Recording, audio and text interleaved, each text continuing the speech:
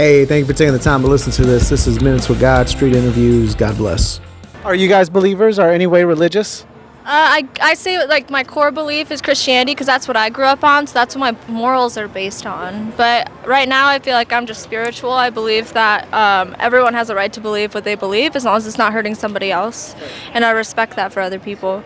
But I myself, honestly, I don't think I identify as Christian right now. So, like you said, everyone has the right to believe what they want to, and I believe that because that's our country. We can believe in whatever we want. But sometimes our belief can be dangerous. Like, as long as it's not hurting someone else.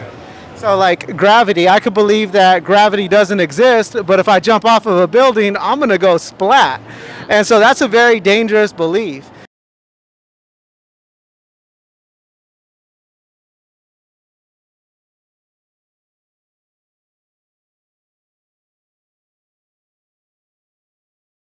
You guys feel like what the Bible says is right? I feel in the sense of just to completely follow another is absolutely ridiculous, but I think also and to whatever answers you need to get through on an everyday basis to figure out the questions of life and however you need to feel better and every day go about it, and that's your belief, that's what makes you feel okay, then go about it. Otherwise though, I mean, you can have beliefs and still have common sense at the same time. So some people would say that common sense in God is faith. Faith is common sense in some way. And, others would argue on the different platform. I, as a Christian, I'm like, I'm biased because, I had this experience that I felt that really awakens me to life and the dangers of life. And so, we just come to share a little bit of our faith. And, because Jesus says he's the way, the truth, and the life. And apart from him, we really don't have a true experience of that kind of life. We have an experience of this life, but one day this is all going to fade. One day, my eyesights are going to leave me, my kids are going to leave me, my relationships are going to break, because we're going to get old, disease might come into my life, Alzheimer's or whatnot. And the Bible says, not to put our trust in that which is going to fade away, but God put our trust in him. He's going to be there for us, and he has our back. I'm sorry, my coffee's spilling.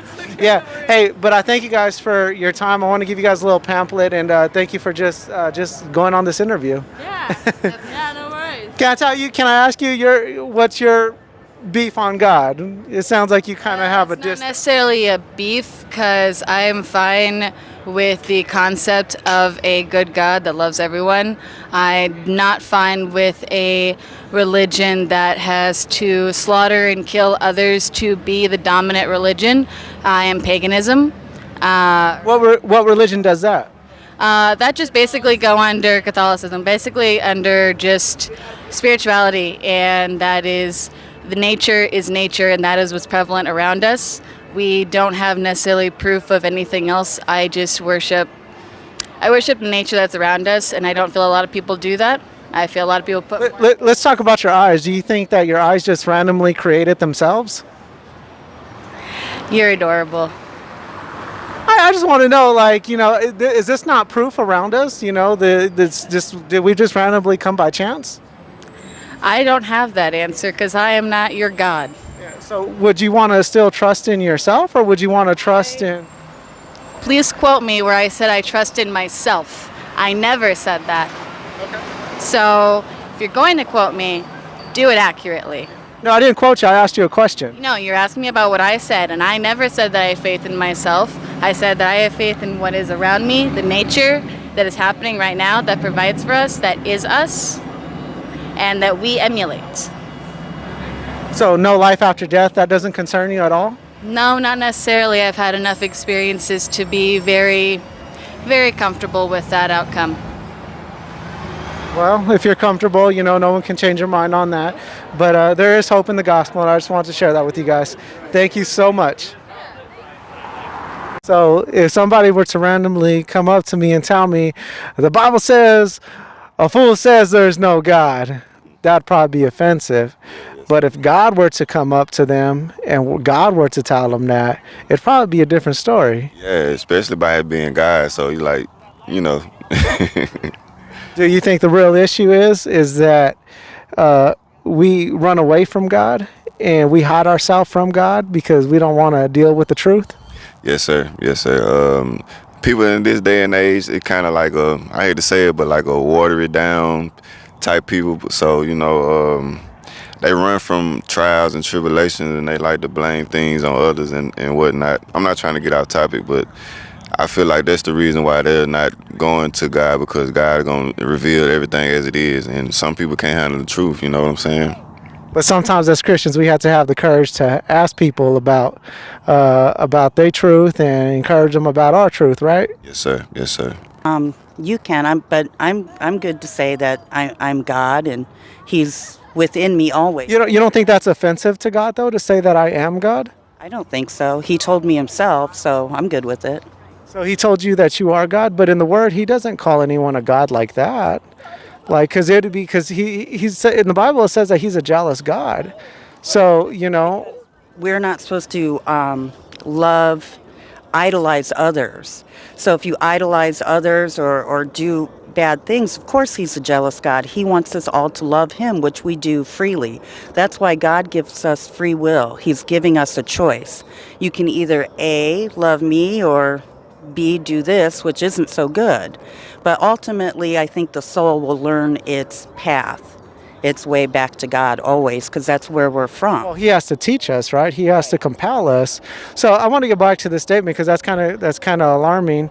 So I think so to say that I am God.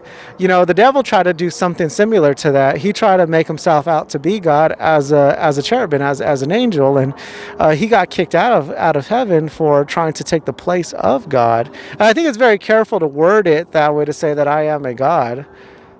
Well, I'm not saying I am a God. I'm saying I am God. I am from God. I wouldn't be here without. So are you saying that you are from God, or are you saying that you are God? Because that's a big statement. That's a very big contrast. It's one and the same. I wouldn't be here if God didn't put me here. So I am from God, which makes me a part of God. I am God. So maybe it's safer to say that I'm connected to God. Yes, always. Okay. To say that I am God is a really big claim. But I'm not, obviously Satan is way different. He's going to say, I'm God and you have to listen to me. No, you listen to God. You're not going to listen to me. You're going to listen to God. Can you create me a human being right there? Right there. Can you create me one right there? But that's what I'm saying. We are merging our soul back with God. Okay, but you should have the same ability of God if you are God. If you are God, you should have the same ability as God to do the godlike thing. There's Someone will show up right there. I see a shadow. Maybe that's the start. I hope so. All right. So the Bible says that there's one God. He is God, and so I just think that the wording is a little scary. Is yes, do we come from God? Yes, we're made in the image of God, but to claim that we are God, I think that's a disrespect to God. Yeah. That's between you and God. Okay. So. Hey, well, I appreciate your time and thank you so much. All right. You guys have a great day. Thank you. And so, what brings you to faith?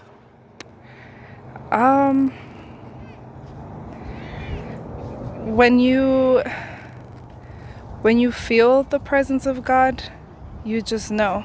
Experience. When you experience, you just know. Okay. You just have to believe that there is a God. And at some point in your life, you're going to experience that, whether it's something you want to or not. The way you decide to react to it depends on you, but God is always there.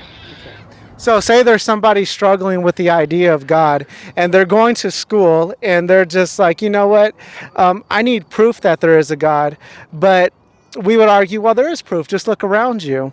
What kind of advice would you give them in their struggling moment to believe if there is a God?